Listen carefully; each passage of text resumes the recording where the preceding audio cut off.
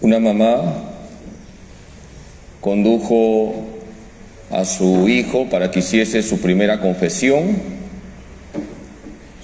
y, como tiene que ser la mamá, le enseñó a su hijito cómo confesarse. Y antes de conducir a su hijito al confesionario, esta mamá conversó con el sacerdote. Y el sacerdote le preguntó a la mamá: ¿qué le gusta a tu hijo? Y la mamá respondió: los huevos fritos. Este niño se acercó a confesarse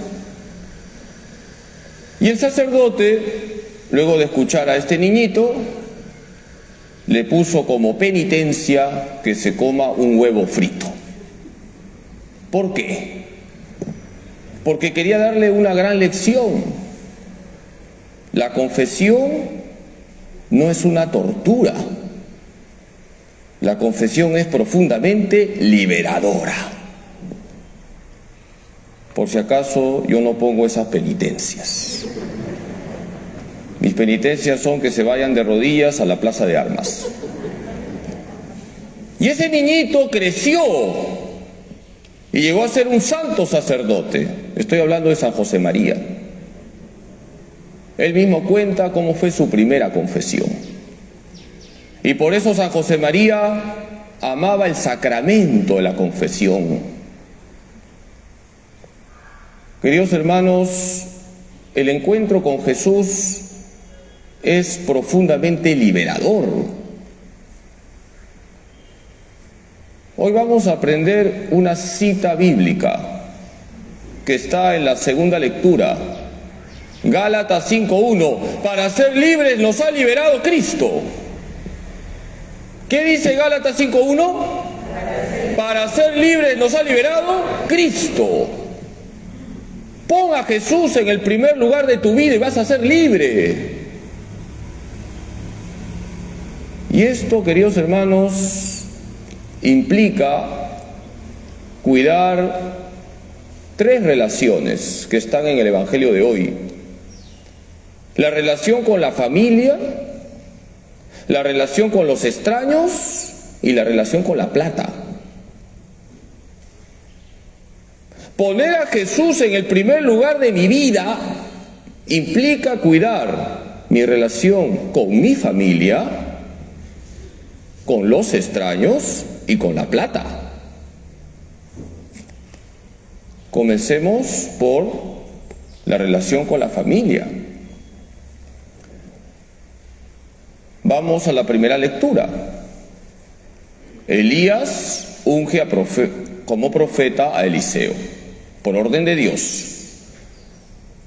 Y Eliseo le pide permiso a Elías para despedirse de sus padres. Les pregunto, ¿Elías le da permiso, sí o no?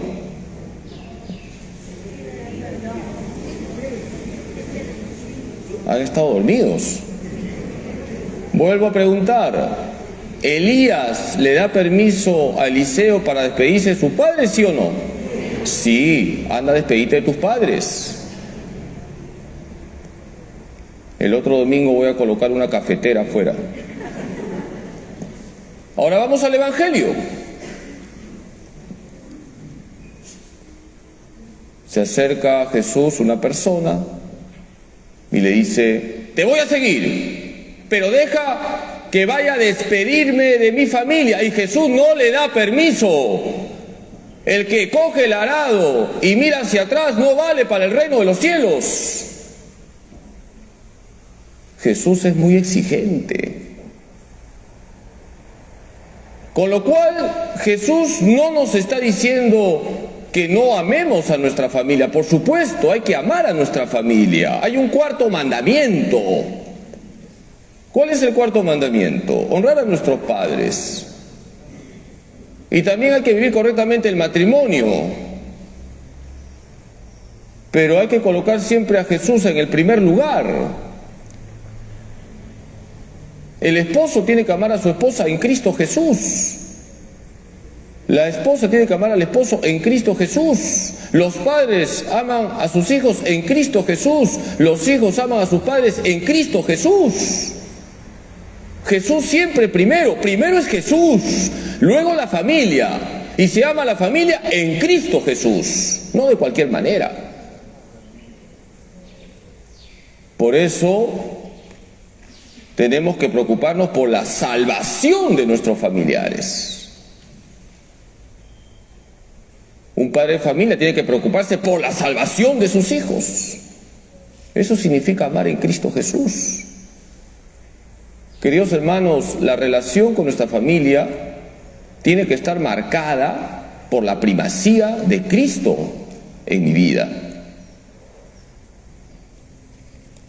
En la vida de San Alfonso María Ligorio, un gran santo que ha tenido la Iglesia, patrono de los moralistas, se relata que cuando él se decidió por ser sacerdote, era un gran abogado, muy prestigioso, su papá se enojó con él y no quería que fuese sacerdote, pero San Alfonso María Ligorio dijo sí a Jesús, primero Jesucristo. Y además era un buen hijo, amaba a su padre, pero primero Dios.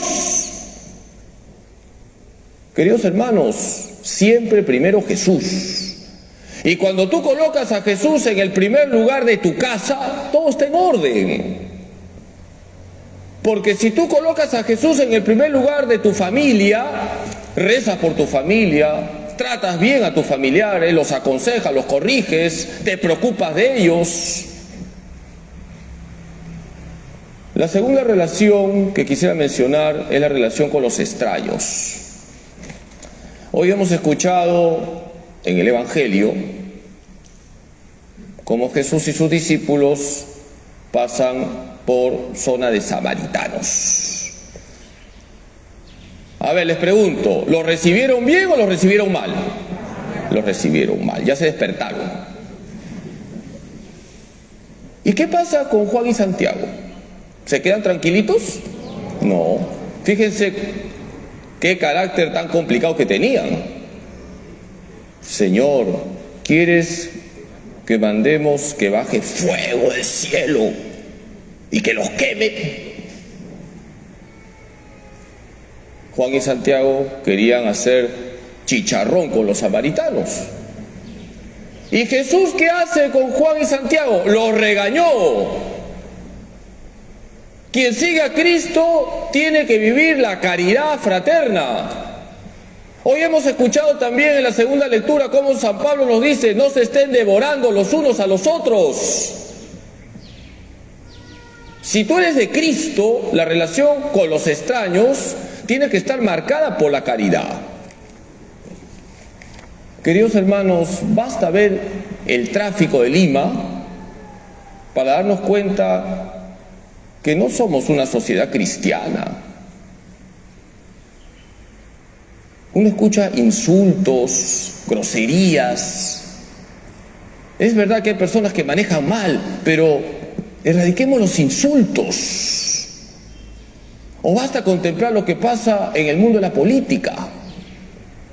Insultos, odios, rencores, codicia. La relación con los demás tiene que estar marcada por la caridad. Colocar a Jesús en el primer lugar de mi vida significa que el extraño para mí ya no es extraño, es un hermano en Cristo. La otra vez me decía un señor que una señora muy humilde le había dado una lección maravillosa de caridad. Esta señora vende canchita en una esquina y vio como una persona ciega quería cruzar la calle y nadie le ayudaba, nadie. Y esta señora dejó su negocio con el riesgo de que le roben y ayudó a esta persona ciega a cruzar la calle. Eso significa colocar a Jesús en mi relación con los extraños en primer lugar. Se tiene que notar que somos de Cristo. Y la tercera relación, queridos hermanos, que aparece en el Evangelio de hoy, es la relación con el dinero. Una persona se acerca a Jesús y le dice, te voy a seguir. ¿Y Jesús qué le dice? Las zorras tienen madrigueras, los pájaros nidos, el Hijo del Hombre no tiene dónde reclinar la cabeza. Jesús es el pobre con mayúsculas. Si queremos seguir a Cristo, tenemos que ser pobres. Pero es bueno aclarar esto. La pobreza que hace que sigamos a Jesús es una virtud, no es la miseria, por si acaso. Jesús no quiere la miseria. Necesitamos dinero para comer, necesitamos dinero para vestirnos, necesitamos dinero para la educación, también la iglesia te recomienda el ahorro, todo eso está muy bien. Lo que está mal es que coloques el dinero por encima de Jesús. Porque si tú colocas el dinero por encima de Jesús, caes en la idolatría del dinero. Y hoy estamos en una sociedad consumista. Una sociedad que te hace creer que tú vales por lo que tienes, cuando tú vales por lo que eres, un hijo de Dios, hermano de Cristo, templo del Espíritu Santo. Queridos hermanos, hay que colocar el dinero en su debido lugar. Hay que dar gloria a Dios con el dinero, colocando a Jesús en el primer lugar. Siempre Jesús en el primer lugar. Hacia el año 1960 pasó lo siguiente. Una chica protestante se convirtió al catolicismo. Era hija de un millonario. Entró en un convento de religiosas en Viena. Y su papá, que era multimillonario, dejó un testamento donde decía que a su hija le dejaba 12,5 millones de dólares si salía del convento. ¿Ustedes qué hubieran hecho? Me salgo del convento. ¿Qué hizo esta chica? ¿Qué creen que hizo? ¿Se salió del convento para recibir los 12,5 millones de dólares o se quedó? Se quedó. Y cuando le dijeron, si te sales, recibes los 12,5 millones de dólares, ella dijo, no, mi Padre Dios es mucho más rico. Eso significa colocar a Dios en el primer lugar de nuestra vida y colocar el dinero en su debido lugar. Queridos hermanos, hoy le vamos a pedir a la Virgen que nos ayude a colocar siempre a Jesús en el primer lugar de mi vida. Saquemos el propósito de poner a Jesús siempre en el primer lugar de nuestra existencia. Que María nos ayude para que Jesús sea lo primero siempre. Que amemos a nuestra familia en Cristo Jesús. Que amemos a los extraños en Cristo Jesús y ya no serán extraños. Y que coloquemos el dinero en su debido lugar. Que así sea.